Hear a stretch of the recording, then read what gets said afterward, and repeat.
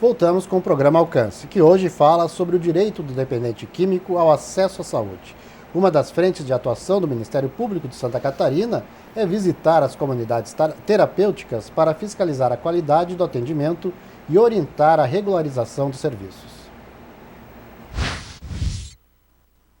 As vistorias são feitas por equipes integradas pela Vigilância Sanitária Municipal, pelo Conselho Estadual de Entorpecentes, Corpo de Bombeiros e Ministério Público.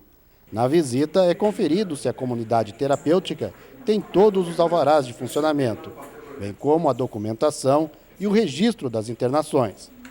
Além disso, a comunidade deve manter os medicamentos em lugar fechado, acessado apenas pelo responsável pela distribuição das doses dos remédios aos pacientes.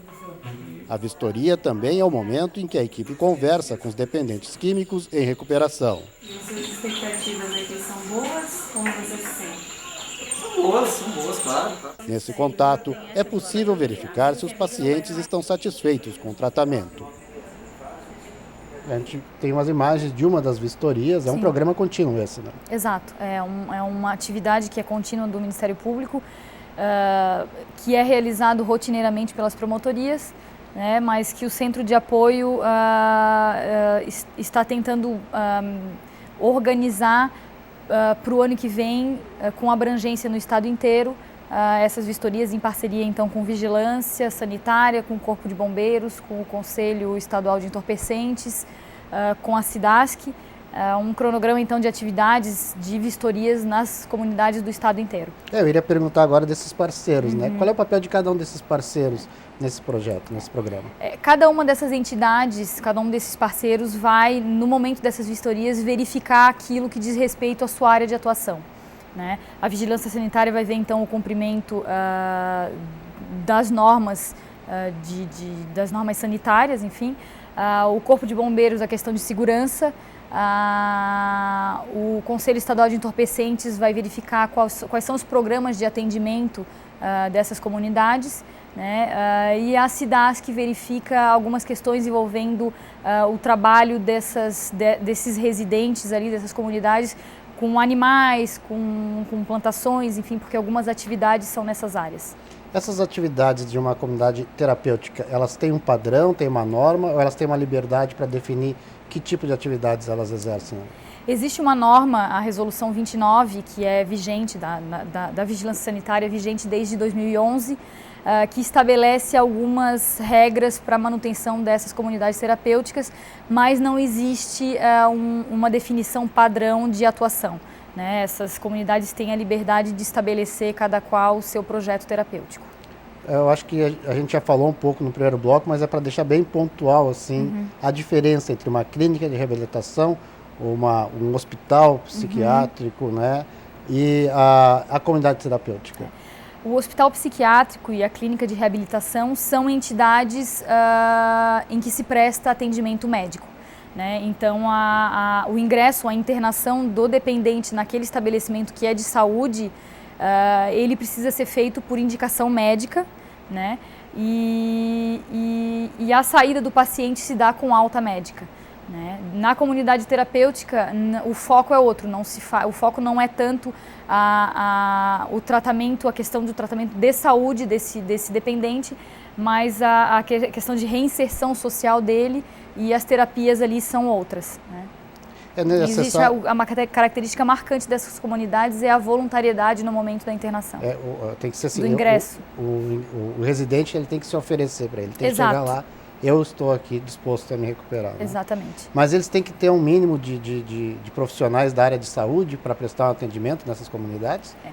Antes de 2011, pela regra anterior, existiam equipes mínimas de atenção a esses residentes. Para uma população de 30 residentes, por exemplo, existia necessidade de um profissional na área da saúde com nível superior, um coordenador administrativo e 3 agentes comunitários com capacitação nessa área de dependência química. A partir de 2011, com a resolução número 29 da Anvisa, esses critérios foram afastados, né, e o que há necessidade hoje, a norma fala que há necessidade apenas de que se mantenha um corpo técnico ou recursos humanos suficientes a suprir a necessidade daquela entidade, que haja um responsável técnico pela entidade com um nível superior, mas não especifique em qual área de formação deveria ser. Certo. Essas comunidades, elas podem ser mistas, elas podem ter adultos e adolescentes ou há alguma restrição? Não existe uma especificação nessa norma da da Agência Nacional de Vigilância Sanitária, né? Em regra, as comunidades atendem normalmente a apenas o sexo masculino ou o sexo feminino, mas não existe restrição à concomitância dos dois sexos. E o adolescente pode conviver? Pode também, não existe restrição. A partir de que idade, então? Eles já perguntaram isso, mas assim, uma criança mesmo tem outro tipo de atendimento. Uma criança o ideal é que nessas situações que envolvam crianças e adolescentes, como são situações mais delicadas e peculiares, até pela convivência que vai se ter dentro dessas comunidades, é que haja um encaminhamento prévio, um acompanhamento prévio do Conselho Tutelar e que a indicação seja feita por uma equipe de médicos e psicólogos, enfim, se recomenda isso. Já é possível traçar um perfil? Quais são os problemas mais recorrentes dessas comunidades? Aquilo que costumeiramente se encontra e deve se pedir para ser corrigido?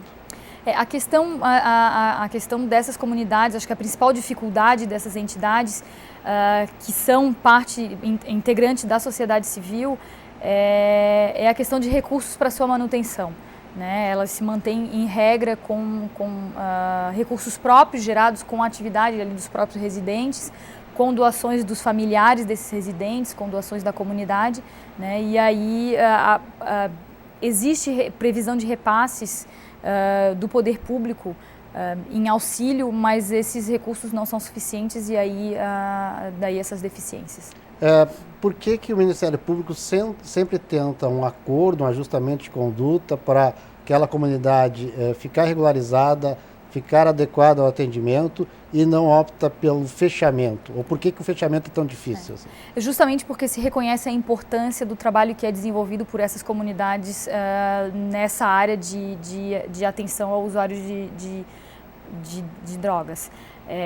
Existe, pela nova legislação em saúde mental, uma lógica de desinstitucionalização desses dependentes, né? O que se quer é promover o tratamento, criar uma nova mentalidade de promoção do tratamento, da atenção a esse usuário no meio social, né? Não institucionalizando esse usuário.